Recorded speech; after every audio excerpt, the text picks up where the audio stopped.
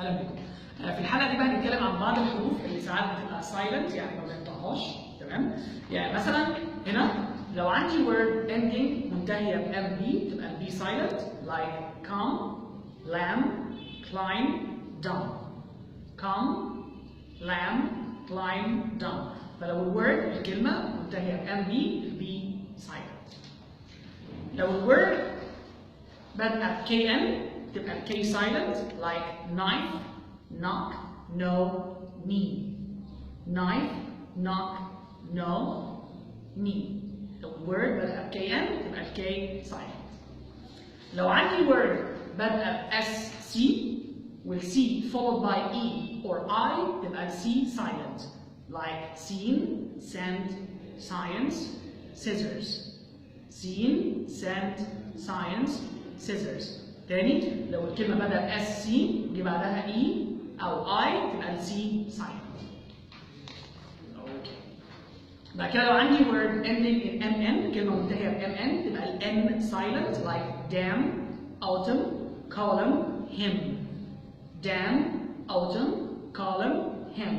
MN, N silent. أوكي. لو الword بدأ ب PS تبقى ال P silent, like psychiatry, psychology, psyched. psychiatry, psychology, psyched. لو عندي GHT ورا بعض تبقى ال GH silent, like night, fight, light, bright. night, fight, light, bright. GHT, GH silent. فكده لو عندي BT تبقى ال B silent, like debt, doubtful, debtor. debt, doubtful, debtor. BT, B silent. بس خد بالك في بعض الكلمات بيبقى البي بتنطق زي مثلا verb obtain اللي هو يحصل على شيء، هنا البي مش silent. بعد كده هنا GN تبقى G silent, like no, no, sign, design. no, no, sign, design. GN, G silent. الحالات بقى اللي H بتبقى فيها silent. لو عندي word ending in H منتهية ب H وقبل H دي vowel جيم متحرك فال H تبقى silent, like Cheetah, Sarah, Hannah.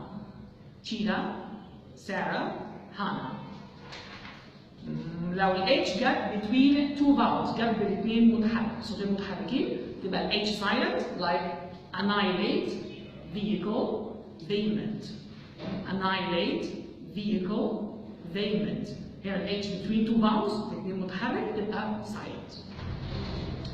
لو ال H جت بعد ال R تبقى silent, like rhyme, rhythm.